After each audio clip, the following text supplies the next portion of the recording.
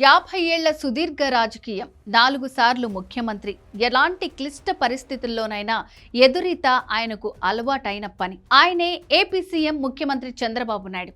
అయితే ఎందుకో ఈ మధ్య చంద్రబాబుకు జ్ఞాపక శక్తి తగ్గిందా లేక సమాచార లోపమా తెలియదు కానీ తాను మాట్లాడిన దానికి తానే కౌంటర్ వేసుకుని జనం ముందు చులకనైపోతున్నాడు. చెప్పిందే చెప్పి 10 సార్లు చెప్పి అబద్ధాన్ని నిజం చేయవచ్చునని బలంగా నమ్మి చంద్రబాబు ఆ జోర్లో హిట్ వికెట్ చేసుకుంటున్నాడు. ఈ మధ్య కాలంలో 3-4 సందర్భాల్లో అలా అడ్డంగా దొరికిపోయారు చంద్రబాబు.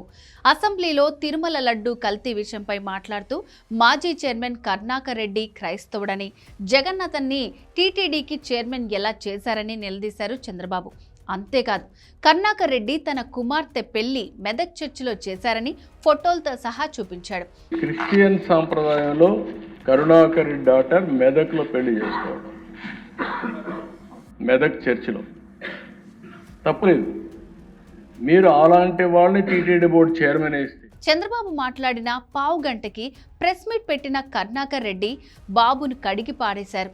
తాను హిందువునని, తన కుమార్తె వివాహం తిరుపతిలో హిందూ సాంప్రదాయబద్ధంగా జరిగిందని, ఆ వేడుకకు బాలకృష్ణ, రామ్మూర్తి నాయుడు కూడా విచ్చేశారని ఫోటోలతో సహా ఆధారాలు బయటపెట్టి చంద్రబాబు పరువు తీశారు. నా కూతురు పెళ్లిని నేను తిరుపతిలో అమ్మవారి గుడి తిరుచానూరు పరిధిలో 30,000 మంది అతిథులు రాగా అందులో ప్రధానమైనటువంటి వ్యక్తి మీ వియ్యంకుడైన బాలకృష్ణ గారు, నాకు ఆత్మీయుడిగా ఉన్నటువంటి వ్యక్తి.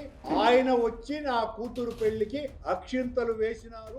అసెంబ్లీ సాక్షిగా కరుణాకర్ రెడ్డి గురించి అబద్ధాలు చెప్పి రెడ్ హ్యాండెడ్ గా దొరికిపోయారు బాబు. కేవలం ఈ విషయంలో మాత్రమే కాదు, తిరుమల ఏడుకొండల వివాదాల్లో కూడా లేట్ ముఖ్యమంత్రి వైఎస్ రాజశేఖర రెడ్డి తీసుకొచ్చిన 746, 747 జీవోలు రద్దు చేస్తానని 2009లో క్రైస్తవుల కార్యక్రమంలో రికార్డ్ టెరా హామీ చేశారు చంద్రబాబు.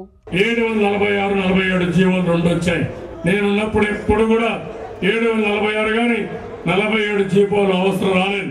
రేపు అధికారంకి వస్తానే ఈ 2 జీవోలు కూడా తీసేస్తామని చెప్పి కూడా నేను మీ అందరికీ హామీ ఇస్తాను. ఈ విషయం కూడా మర్చిపోయి అసెంబ్లీ సాక్షిగా తిరుమల ఏడుకొండలపై మళ్ళీ ఇష్టానుసారంగా రివర్స్ గేర్లో మాట్లాడారు బాబు. 7 కొండలు 2 కొండలు చేస్తానంటే తానే అందుకు వ్యతిరేకంగా పోరాడానని, తన వల్లే 746, 747 జీవోలు వచ్చాయని, అందుకోసం తిరుమల నడిచి వెళ్లి వెంకన్నకి మొక్కు కూడా తీర్చుకున్నానని చెప్పుకొచ్చారు చంద్రబాబు.